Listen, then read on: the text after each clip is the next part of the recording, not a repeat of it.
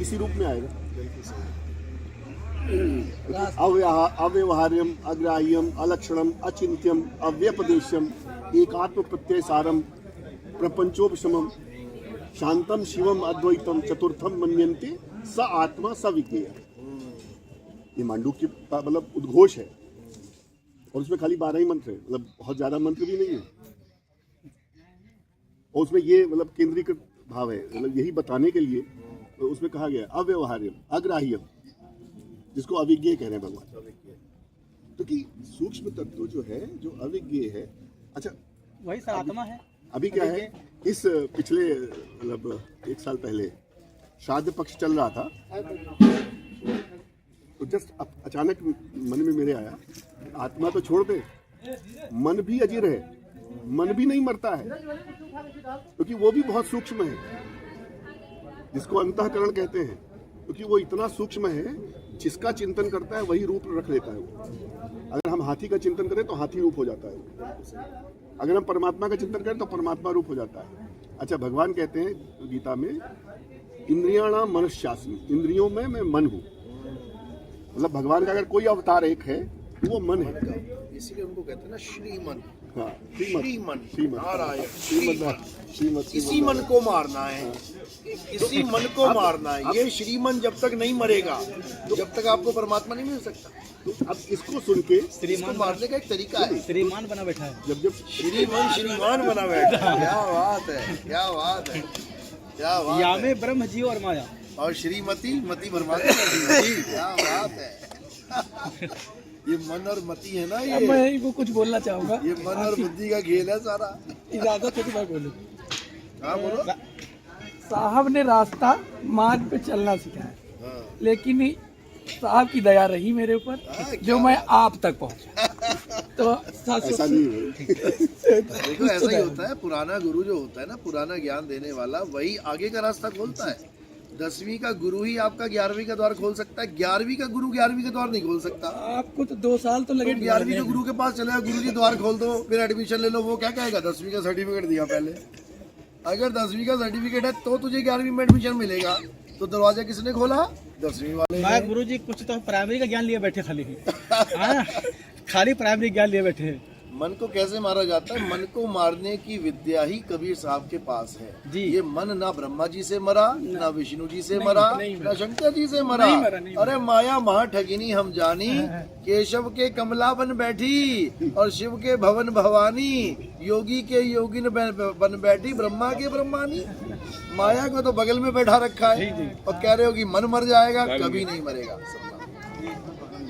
अच्छा, सतनाम सतनाम। तो कह रहे हैं कैसे मरेगा? मन को मार गगन चढ़ जाई, मान सरोवर पैठ नहाई। जब ये भेद समझ में आ जाएगा जीवात्मा के, तब मरेगा ये मन। क्योंकि ये मन कहाँ से ताकत ले रहा है? जीव से ही ताकत ले रहा है। ये जीव से ही ताकत लेके जीव को ही गुलाम बना दिया इसने। साहब जो है यहाँ कह दिया कि मेरे नैहर की उल्टी रीत। अभी किसी दरवाजे बैठ जाओ और 3 बार कह दो राम नाम सत्य है, सत्य बोलो मुक्त है, राम। अरे लाठी उठाएगा और कहेगा अभी दौड़ा लेगा, वो दौड़ा लेगा, छोड़ेगा नहीं। राम नाम से नफरत हो गई है लोगों को। वो कहते हैं जन्मदिन में मत बोल देना राम नाम।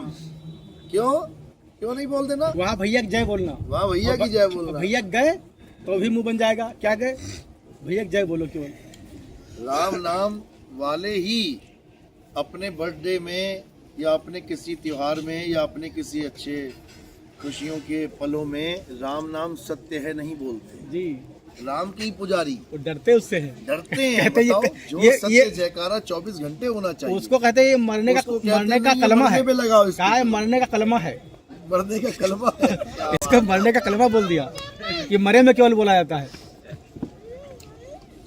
राम नाम सत्य है, वो 24 घंटे। तब साहब कबीर सत्य है, साहब कबीर साहब कहते थे कभी कि झूठ हो ही नहीं सकता। कबीर साहब कहते थे कि सांच कहो तो मारन था वहीं और झूठ कहो पति आई। बस झूठ का खेल है ना। हाँ, झूठे देखो, जैसे झूठी सिंपल सी माया। बात है, मन और माया की ये सृष्टि है। तुम्हें लग रहा है कि तुम ये हो, जी। तुम्हें लग रहा है कि तुम ये हो, असल में यही श्रीमन है। खेला इसी का है ये श्रीमन बैठे हैं सारे, और जो लेडीज है वो श्रीमती बैठी हुई हैं। जी। ये मन साकार रूप में आदमी है और निराकार रूप में माया, ये साकार रूप में माया औरत है। मन और माया की सृष्टि है। गीता में बोला है, हे अर्जुन, मैं ही हर गर्भ में, प्रकृति के गर्भ में बीज रोपण करता हूँ। कैसे करते हैं बताओ? कृष्ण जी आगे बीज रोपण कर रहे हैं क्या? कैसे कर रहे हैं भाई? हमारी दादियाँ, हमारी नानियाँ, हमारी पड़नानियाँ, हमारी लकड़ नानियाँ, उनके गर्भ में बीज किसने स्थापित किया? कृष्ण जी आए थे क्या? कृष्ण जी आए थे। वो तो कह रहे हैं गीता में कि मैं ही प्रकृति के गर्भ में बीज डालता हूँ। प्रकृति मतलब क्या है? ये माया ही प्रकृति है भाई, अष्टांगी ही प्रकृति है। अष्टांगी के मतलब ये नहीं कि हाथ बना दिए अष्टांगी। अष्टांगी जिस दिन समझ में आ गया ना, उस दिन धरती हिल जाएगी सबकी। अष्टांगी को बना दिया शेरा वाली माता। अष्टांगी का मतलब है 8 अंग है जिसके। कौन है? 5 तत्व 3 गुण अष्टांगी है। 5 और 3 8, ये सब अष्टांगी ही बैठी हैं। 5 तत्व है तुम्हारे पास, 3 गुण है, तो तुम अष्टांगी हो। ये माया, इसीलिए काया को माया बोला गया है, समझे? इसलिए साफ बोला गया बिल्कुल। जब तक मन और माया का खेल खत्म नहीं होगा, जब तक तुम्हारा खेला कभी शुरू हो ही नहीं सकता। क्योंकि तुम जानते ही नहीं हो खुद को मैं हूँ कौन, तो खेल क्या शुरू करोगे अपना? हम तो जानते ही नहीं हम कौन है। हम मन और माया मान के बैठे हैं बस। ये मैं हूँ, ये मेरी घरवाली है। अरे ये तू भी नहीं है ना, वो तेरी घरवाली है। ईश्वर अंश जीव अविनाशी, तू भी एक अविनाशी जीव है, वो भी अविनाशी जीव है। तो बता तू आदमी और वो औरत कैसे हो गए? क्योंकि जीव तो कभी मरता ही नहीं है, आदमी और औरत मरते हैं। आदमी और औरत मरते हैं, इसलिए जीव आदमी औरत है ही नहीं। बात इतनी सी है। काल का खेला है सब। अच्छा, ओम सत्यनाम सुमिरनी। ठीक है, बोलो बोलो। इसमें सर जी एक है, 2 बाड़ियाँ हैं, बहुत बड़ी बड़ी बाड़ियाँ हैं। तो आपको जब कभी समय मिले तो इन पे प्रकाश डालना अपनी तरफ। बहुत बढ़िया, बहुत बढ़िया। बेटा इसको मेरी बैग में डाल दो। असत हरि भजन जगत सब सपना, ये कौन बोल रहा था? शिव जी। पार्वती कहाँ मिली थी उनको? शिव जी को पार्वती कहाँ मिली? विवाह में मिली, सपने में मिली। जगत सब सपना, जगत में ही तो मिली जी। अब सपने में पार्वती मिली और उसको घरवाली बना लिया, तो बताओ सपने को सत्य माना कि नहीं माना? सपनों में सपना। भाई सपने में आपको कोई मिला, आप उसको घरवाली बना के बैठा लोगे तो आपने सत्य मान लिया सपने को। अब आप उसके पति देव बन गए।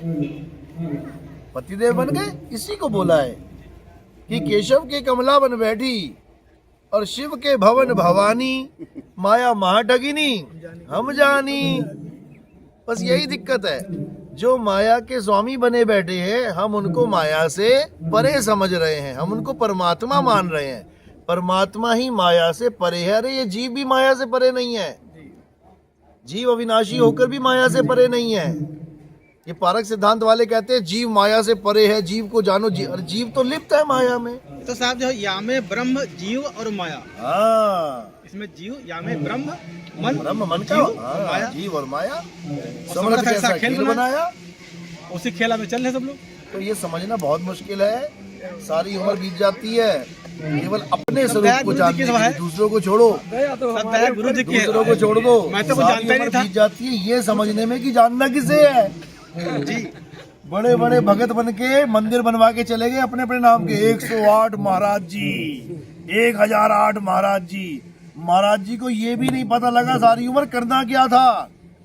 करना क्या था, करके क्या चला गया। मंदिर अपने बन गए, दुनिया बर्बाद करके चला गया, पीछे लाखों लोग लग गए। क्या करके गया? मंत्र जप के गया जी। अब बाद मंदिर में फिर बैठे हैं ऐसे तो वही समझा रहे हैं साइड कि में। जिन भगवानों के मंदिर बने हैं उनको उसके खुद मंदिर नहीं में पता बैठे, करने क्या आए ऐसे थे। सबसे बड़ी दिक्कत तो ये है कि उनको प्रेम था मंदिर से। ये सब जीवन खत्म हो जाता है ये समझते समझते। करने क्या आए हैं? तो क्या करना है? आत्मज्ञान। आत्मज्ञान। अब आत्म क्या है? आत्म शब्द जहां भी लग गया समझ जाओ सारी दुनिया खत्म होगी तुम्हारे लिए। बस तुम ही तुम बचे। हो गया। चलो फिर आज आत्मज्ञान खोलते हैं। बोलिए परमपिता परमात्मा की जय। संतुरबंदी छोड़ कबीर साहिब की जय। सभी संतों की, सभी भक्तों की, आज के आनंद की, सकल हंस को बंदगी साहिब।